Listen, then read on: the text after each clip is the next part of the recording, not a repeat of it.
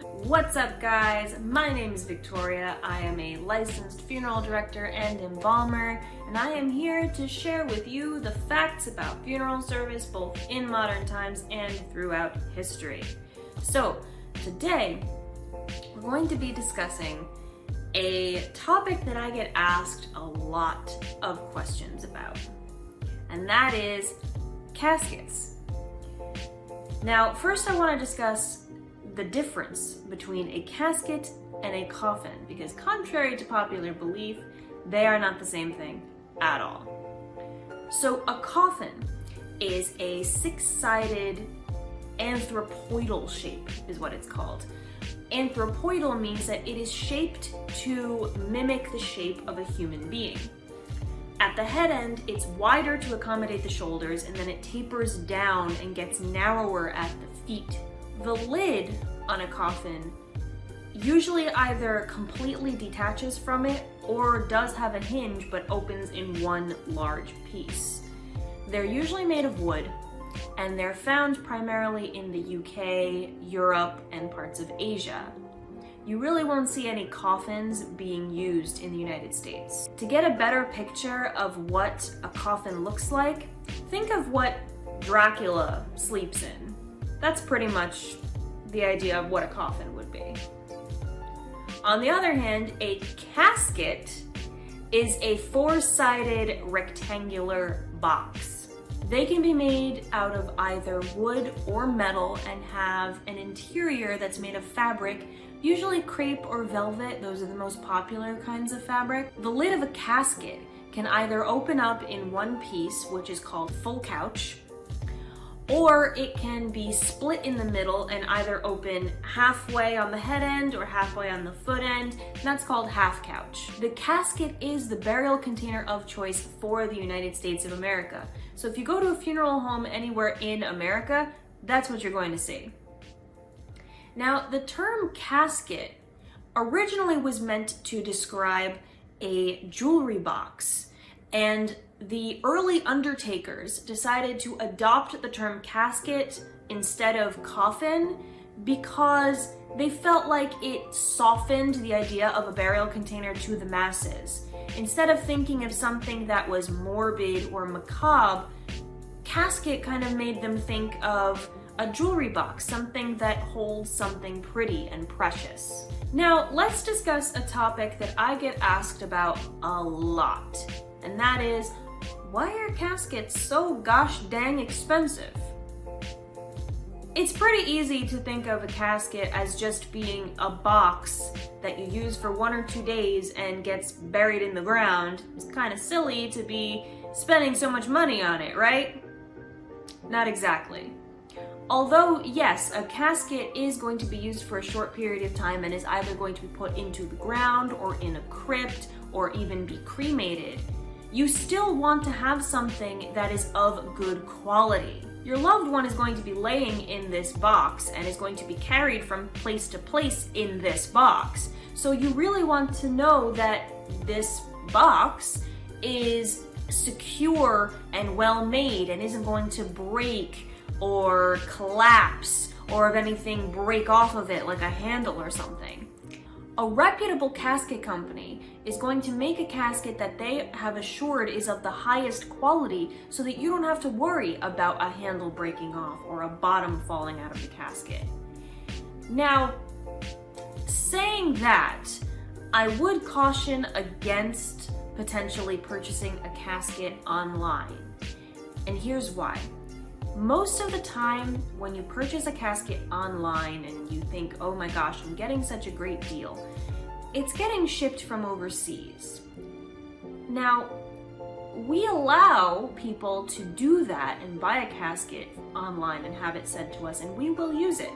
However, we will be making you sign a waiver, basically holding us harmless to whatever happens to that casket, either in transit or once it gets to us. And the reason for that is we don't know where that casket came from. We don't know who made it. We don't know what the quality or the reputation of this place that made this casket is. Unlike the caskets that are in our showroom, those we know exactly who makes them, we know exactly how they're made, how well they're made, and we trust the reputation of those manufacturers. Now, speaking from experience, there have been times where we have accepted caskets from overseas that as soon as we try to pick it up, a handle will break off in our hands. It just speaks to the quality of that particular casket and where it came from. The other thing you need to keep in mind is there are different regulations going international with shipping caskets back and forth.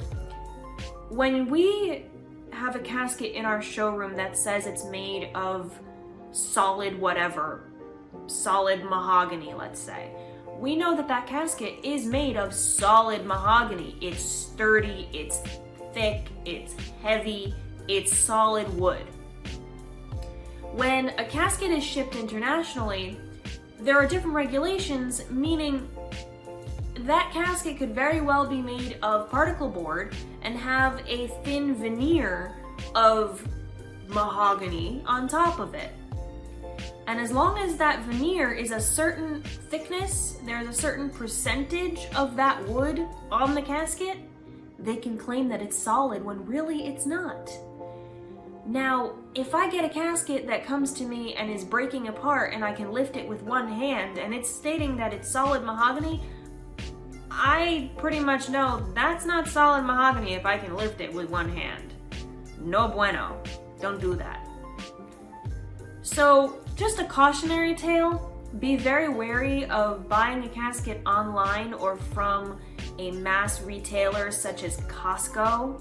I know that Costco does carry caskets, but I cannot speak to the level of craftsmanship for those caskets. You're always better off getting the casket from the funeral home just because you know exactly where it's coming from. But you do have the freedom to choose where you want to get your casket, and if you want to purchase one online, as long as your funeral home accepts it, do whatever makes you feel the best. Another factor that goes into determining the price of a casket is the material that it's made of. When it comes to wood caskets, think of them like you think of furniture. If the furniture that you're looking at is made of a higher quality or higher grade wood, it's going to jack up the price. If there's something that's made of pine, that's going to be cheaper than something that's made of cherry, which is cheaper than something that's going to be made of walnut or mahogany. So the higher quality or higher grade the wood is, the more the casket is going to be. And also the level of craftsmanship that's put into it. If you're looking at just a plain casket, just rectangular casket, no adornments, that would affect the price rather than having a casket with fancy urn corners or carvings of flowers or something on the lid. So the craftsmanship of the casket and what the work that goes into it is going to determine what the price is. The other thing is the interior. The interior of a casket can either be made of crepe, which is the cheapest, or linen, or velvet, or even premium velvet, which is going to be the top of the line, most expensive material that the casket has inside of it. As far as metal caskets go, usually they are made of steel, and the price will vary depending on the thickness of that steel. You start off with 20 gauge steel, which is the thinnest and therefore the cheapest. Then you have 18 gauge and then 16 gauge, which is the thickest and the most expensive out of the steels. Other than steel, you also have higher quality metals like copper and bronze. Bronze being the big kahuna and what you're gonna spend the big bucks for, because bronze is no joke. Now, obviously, we don't really mind whether you buy a lower tier casket as far as price goes or a higher tier. It all depends on what you are comfortable with and what your family needs and what your loved one may have wanted. So if you ever go into a funeral home and a funeral director pressures you into getting a casket, run.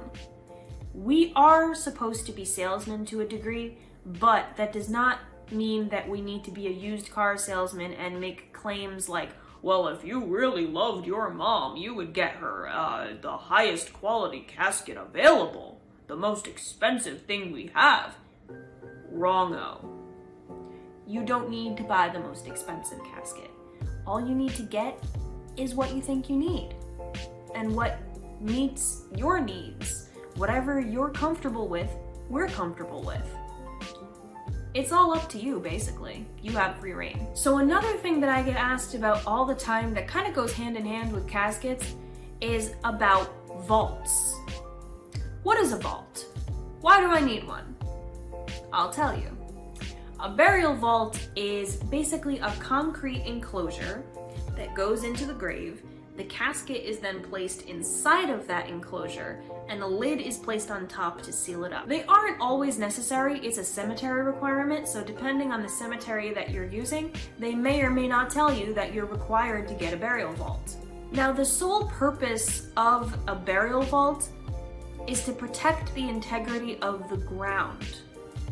So whenever you dig a hole in a place that has never been dug up before, you're disturbing the soil.